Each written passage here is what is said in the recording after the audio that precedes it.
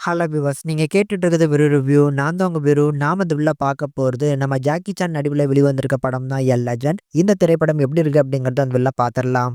2005ல Jackie Chan நடிப்புல வெளிவந்த படமான மித் படத்தோட கன்டினியூட்டியா தான் இந்த படம் எடுக்கப்பட்டிருக்குன்னு சொல்லியிருந்தாங்க. ஸோ அதில் ஆர்காலஜிஸ்ட் ப்ரொஃபஸரா வரக்கூடிய நம்ம ஜாக்கி சான் வந்து ஒரு பென்டகன் எடுக்கிறாரு. ஸோ ஒரு டாலர்னே நம்ம வச்சுக்கலாம். இந்த பண்டைய காலத்து பெண்டகத்த நம்ம ஜாக்கி சான் மீட்டெடுத்ததுலேருந்து அவருக்கு ஒரே மாதிரியான கனவுகள் வந்துட்டு இருக்கு. இந்த கனவுகள்ல வந்து இவர் 20 வயசு ஒரு இளைஞனாவும், கூடவே இந்த பெண்டகத்த அணிஞ்சிட்டு இருக்கக்கூடிய ஒரு பெண்ணும், ஒரு சோல்ஜரும் வராங்க. ஸோ அந்த கனவுக்கும் இப்ப நடக்கக்கூடிய விஷயங்களுக்கும் என்ன சம்பந்தம்? அப்படி ஜாக்கி சானோட கனவுகள்ல என்ன விஷயங்கள் நடந்தது? அதுல இப்ப என்ன நடக்க போகுது? அப்படிங்கிறத எடுத்து சொல்லியிருக்க படமா தான் இந்த லெஜண்ட் திரைப்படத்தோட கதை வந்திருக்குங்க.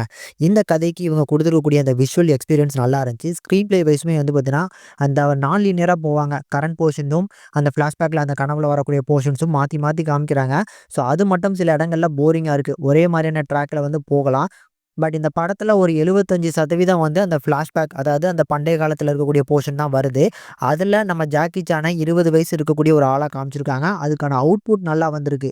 பரவாயில்லையேப்பா! 70 வயசுல இருக்கக்கூடிய ஒரு ஆள 20 வயசுல நல்லா காமிச்சிருக்காங்களே அப்படின்னு சொல்லி பாராட்டலாம். ஆனா அந்த 20 வயசுல இருக்கக்கூடிய ஜாக்கி சானுக்கு நீங்க எக்ஸ்பிரஷன் பார்த்தீங்கன்னா எதுவுமே கிடைக்காது. பிரசன்ட் டேல வரக்கூடிய ஜாக்கி சான், நம்ம 70 வயசுல இருக்கக்கூடிய ஜாக்கி சானோட வர போர்ஷன்லாம் நீங்க நல்லா நோட் பண்ணீங்கன்னா, ஃபேஸ்ல அவ்ளோ ரியாக்ஷன்ஸ் குடுப்பாரு. அந்த ரியாக்ஷன் எதுவுமே வந்து 20 வயசுல நம்ம பார்க்க முடியாது. ஏன்னா டீஏஜிங்ல அப்படியே பொம்மை மாரி தான் வந்து பார்த்தீங்கன்னா பிரசன்ட் ஆயிருக்காரே தவிர, அந்த ரியாக்ஷன்ஸ் அவரோட ஃபேஸ்ல இல்ல. ஸோ அந்த ஒரு டிராபேக்க மட்டும் இவங்க கரெக்ஷன் பண்ணியிருந்தாங்க அப்படின்னா, இந்த படம் ஒரு பெட்டரான வாட்சபிள் மூவியா வந்திருக்கும். இப்பவுமே விஷுவல் எக்ஸ்பீரியன்ஸ், டீஏஜிங் நல்லா தான் பண்ணியிருக்காங்கன்னு சொல்லிக்கலாம். அதுலயும் வார் ஆக்ஷன் சீக்வென்ஸ்லாம் வருது பாருங்க. அதெல்லாம் நல்லா மெனக்கிட்டு பண்ணியிருக்காங்க. ஸோ ஒரு 8000 குதிரைகள் மேல வருது. அதுல வரக்கூடிய போர்ஷன்ஸ், அந்த ஆக்ஷன் சீக்வென்ஸ்லாம் 100க்கு 100 மார்க் குடுக்கலாம்.